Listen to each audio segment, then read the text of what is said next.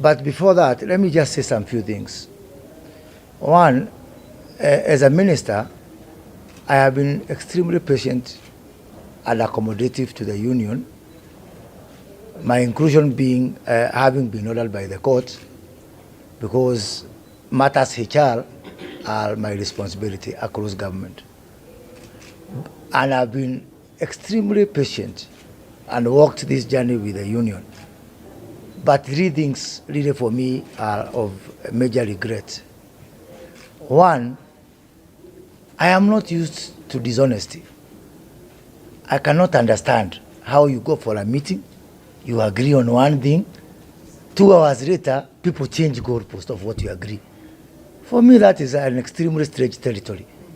For me, it is really unfortunate that people as educated as doctors can really lack honesty to that level, people whom we entrust with our lives.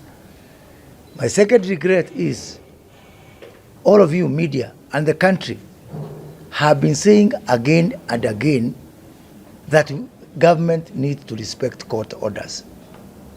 And now, I was expecting the public, and especially you in the media, to equally hold the doctors to the same threshold of responsibility that you hold us.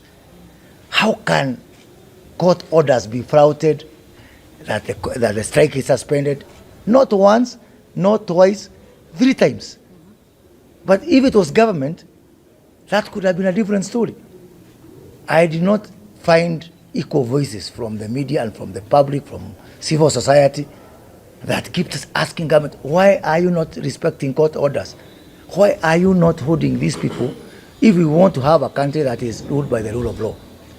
My third regret is I have been around several cabinet ministers for health. I was around Mailu, I was around Macharia, I was around Mutahi Kagwe. And in those regimes, there were industrial actions. But for those ministers, matters were restricted to the issues at hand.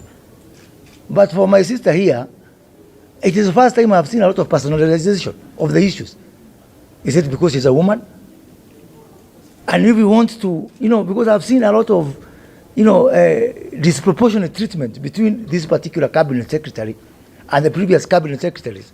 And again, even the women folk of this country are not speaking about it. And for me, that's unfortunate. Anyway, I digress. I want to say as follows.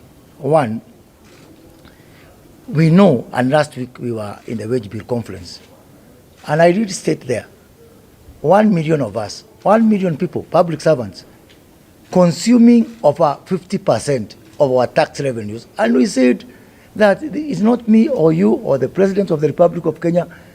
There's something wrong.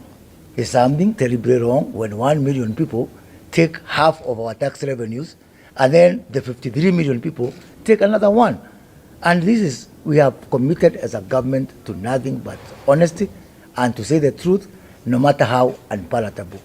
That is why, if the doctors think that we are against them, this week, on Friday, I will be moving to cabinet to present a proposal, a recommendation, which, if cabinet approves, all government workers, at least on the national government, COG can speak for county government, all government workers from driver to cleaners to everybody will be converted to contract. There is not going to be anybody permanent anymore. If you want to be permanent, show me that even on earth, your tenure is permanent. We are all on contract, even on this earth. We are all on contract. As we do that, we are going to convert them from permanent and pensionable to contract, but still pensionable. So that now, our service, I am on contract, President of this country is on contract, Governor of Kirinyaga is on contract. We are all going to be on contract because we have to focus on matters productivity. 2, let me mention a bit on the issue of internship. In the month of March, we recruited from Public Service Commission 8,600 interns to work across government. Now, 2 things. One, these people, these 8,600, are on a salary of 25,000 Kenya shillings. 25,000. 2, when we advertised for these positions, 58,000 people applied.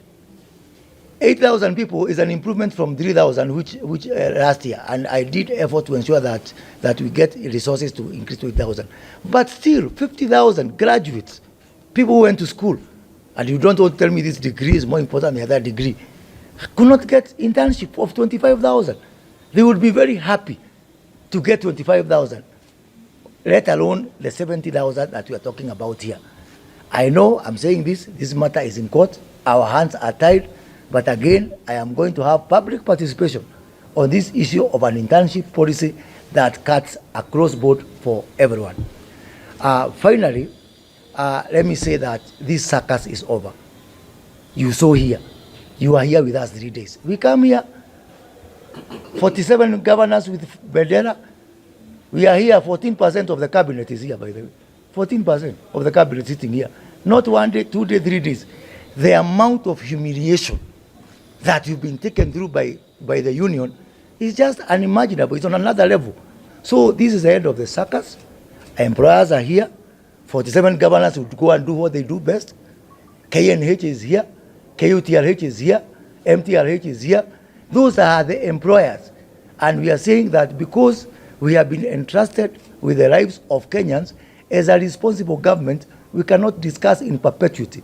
So we will do whatever it takes to plug in the gaps, and we want to tell the public that all good things must have a sacrifice. And as I finish, as a Minister for Public Service, I'm in charge of payroll. And I want to say that the union, I cannot continue working for free for a union which is not respecting court orders. So I've instructed my payroll people not to remit the dues for this particular union, because I'll be abetting crime, and I'll be abetting disrespect for court orders. Enough is enough. Thank you.